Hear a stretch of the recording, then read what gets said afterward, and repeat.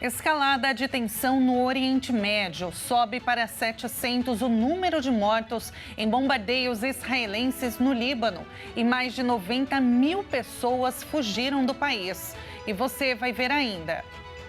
Desemprego cai a 6,6% e a menor taxa desde 2015, segundo o IBGE.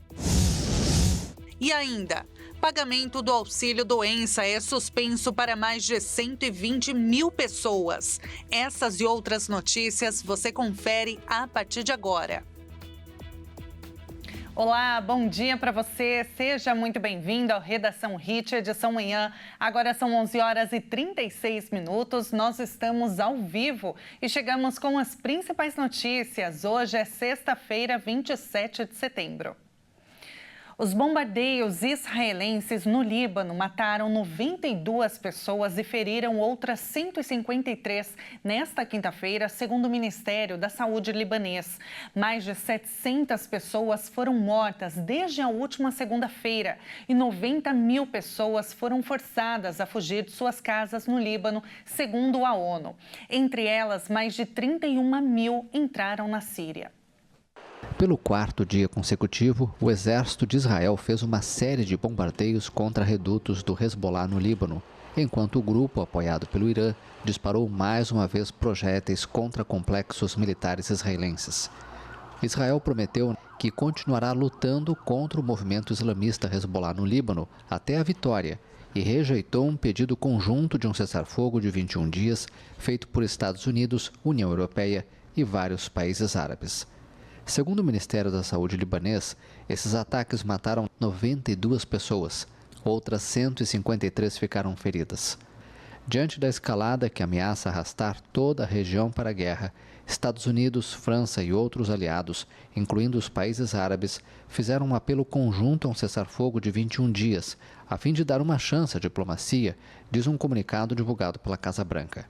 Mas o primeiro-ministro israelense, Benjamin Netanyahu, rejeitou energicamente o apelo e ordenou às tropas que continuassem a combater o Hezbollah com toda a força necessária.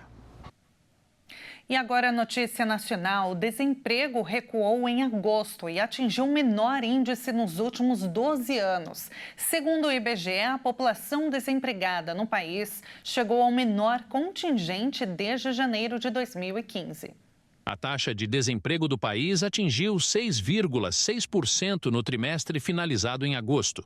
O índice é o menor em 12 anos para o período e representa o menor valor de toda a série histórica da PNAD contínua, coletada desde 2012. Anteriormente, o menor resultado foi de 7%, registrado em 2014. A pesquisa mostra que a população desempregada recuou nos períodos trimestral e anual. Nos últimos 3 meses, a queda foi de 6,5%, menos 502 mil pessoas sem emprego.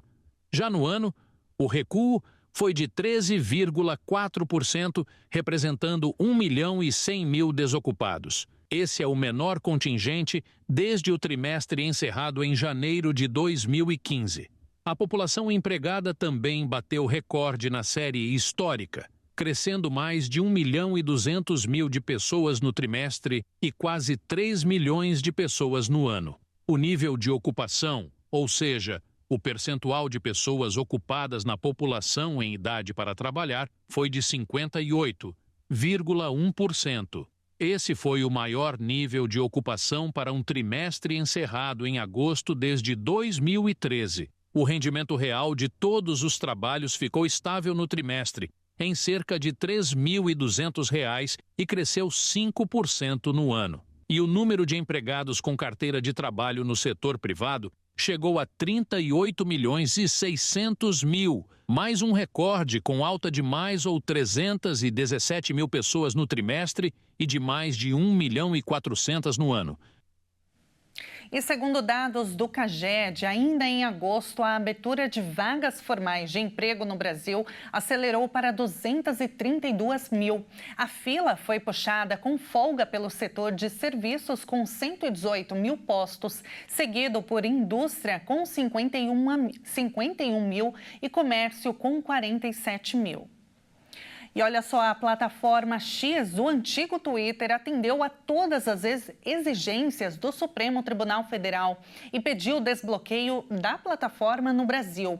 O X está suspenso desde o dia 31 de agosto. A rede social X afirmou que atendeu a todas as exigências do Supremo Tribunal Federal e pediu o desbloqueio da plataforma no Brasil, confirmou a agência France Presse, uma fonte próxima ao caso. O antigo Twitter está suspenso no país desde 31 de agosto por ordem do ministro Alexandre de Moraes, do STF, que o acusou de descumprir ordens judiciais.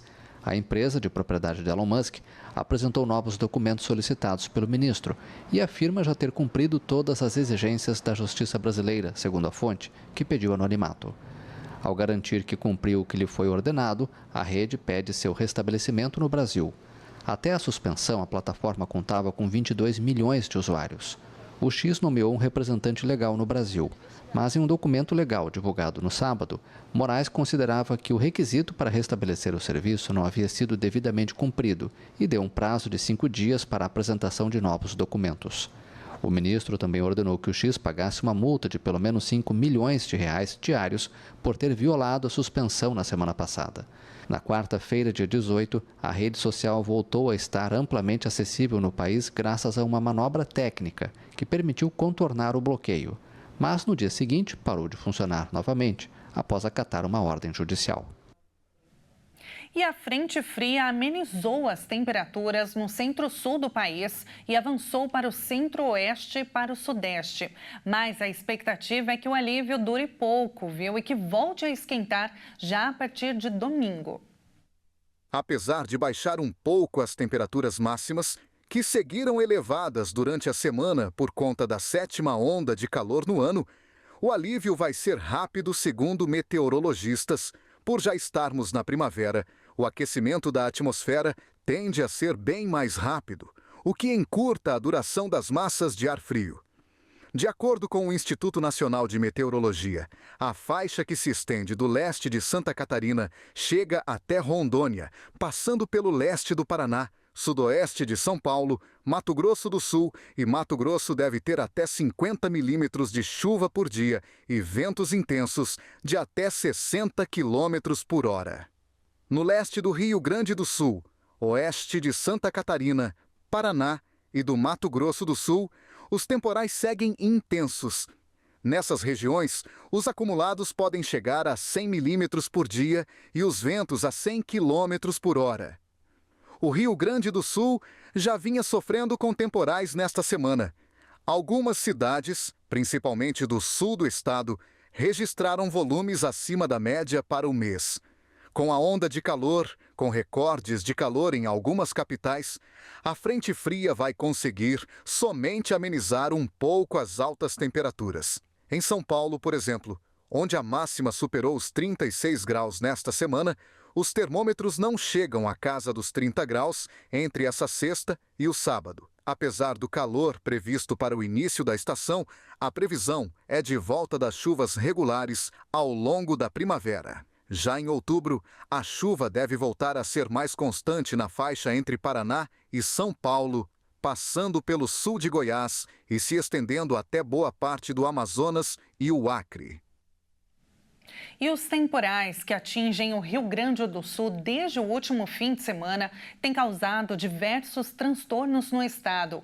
O número de pessoas fora de casa já passa de 700, segundo a Defesa Civil, que emitiu dezenas de alertas. 52 municípios gaúchos já relataram danos relacionados. Até o momento foram contabilizadas 367 pessoas em abrigo, 349 desalojadas, sendo mais de 16 mil afetados. Nos últimos dias, a frente fria que vinha atuando sobre o sul do estado se deslocou, gerando chuvas mais concentradas na parte central do Rio Grande do Sul, desde a região metropolitana de Porto Alegre, passando pelo centro e indo até o oeste e noroeste. Ao longo desta sexta-feira, a frente fria se desloca para Santa Catarina, mas ainda há possibilidade de chuvas leves sobre o norte do estado gaúcho. E veja a seguir, pagamento do auxílio-doença é suspenso para mais de 120 mil pessoas. E agora na sua tela, imagens ao vivo da nossa capital. Neste momento, 31 graus, céu limpo. Nós voltamos já já.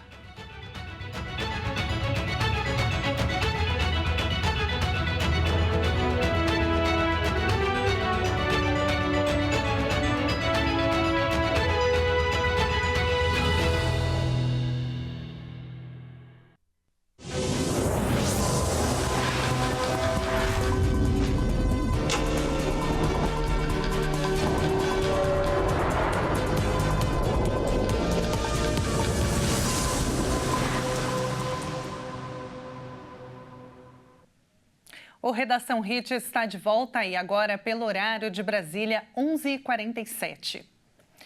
O governo federal suspendeu o pagamento do auxílio-doença para mais de 120 mil pessoas. O motivo é que, pelas regras previdenciárias, os benefícios estavam vencidos. Cerca de 125 mil beneficiados tiveram os benefícios de auxílio-doença suspensos. A informação foi divulgada pelo ministro da Previdência Social, Carlos Lupe. Os benefícios estavam vencidos pelas regras previdenciárias. A pasta prometeu que vai realizar em breve um novo mutirão para atualizar os dados de demais brasileiros. Por lei, a cada 2 anos, a Previdência Social é obrigada a fazer a checagem se esse benefício continua em vigência, ou seja, se aquilo que a pessoa foi apontado como direito continua vigente. Segundo Lupe, cerca de 800 mil beneficiários da Previdência que têm esse auxílio já tinham ultrapassado o período de 2 anos do direito de recebimento. Nós fomos checar e praticamente a metade desses estão com seus direitos vencidos. Não tem mais o direito de receber o auxílio-doença. A checagem foi realizada em cerca de 250 mil. E a metade foi suspensa. O auxílio-doença é um benefício ao segurado do INSS, que comprove, em perícia médica, estar incapacitado de forma temporária para o trabalho ou sua atividade habitual por mais de 15 dias seguidos, em decorrência de doença ou acidente. E olha só essa notícia, alunos de uma escola de Maceió, em Alagoas, criaram uma caneta adaptada para pessoas com mal de Parkinson. A invenção já foi premiada na Feira Brasileira de Iniciação Científica. A caneta, criada por alunos de uma escola de Maceió, permite estabilizar os tremores característicos do Parkinson para que o paciente possa voltar a escrever com precisão. A chamada Inclupen utiliza vibrações controladas para estabilizar os tremores característicos da doença, proporcionando maior precisão na escrita. Com essa técnica, as pessoas que sofrem do mal de Parkinson podem recuperar a escrita legível e se sentirem mais úteis na sociedade. A paixão pela ciência e a vontade de tornar o mundo um lugar melhor motivaram 3 alunos: Guilherme Pietro Costa Alves Santos, Vinícius Alves de Sá e Vinícius Roberto Camilo dos Santos. São alunos do 8º ano do ensino fundamental da Escola SESI. Os adolescentes, que só pretendiam ajudar a quem precisa, não esperavam que essa novidade fosse ultrapassar tantas barreiras. Mas a invenção já ganhou o 1º lugar na categoria de iniciação científica da 9ª edição da Feira Brasileira de Iniciação Científica. A FEBIC, o professor Aleph Jordi, pediu aos alunos para fazer qualquer tipo de produto que fosse inclusivo e sustentável. Então, eles lembraram do avô de Vinícius Alves, que tinha Parkinson e dificuldade de escrever e assinar documentos. Para Alves, todo o esforço valeu a pena. Ele acrescentou que tem orgulho de saber que já podem ajudar as pessoas com Parkinson, como o próprio avô. Que incrível, né? E olha só, nesta sexta-feira vai ser possível ver o chamado cometa do século de qualquer lugar do Brasil. E apesar de estar visível no céu desde metade deste mês, hoje é um dia mais que especial por causa de seu periélio, que é o momento em que o cometa terá o ápice de seu brilho devido à proximidade com o Sol. O melhor momento para observar esse fenômeno é durante a noite, ou olhar ao leste logo ao amanhecer, segundo especialistas. Mas, dependendo das variações climáticas, pode ser que seja necessário algum equipamento, como telescópio ou binóculos.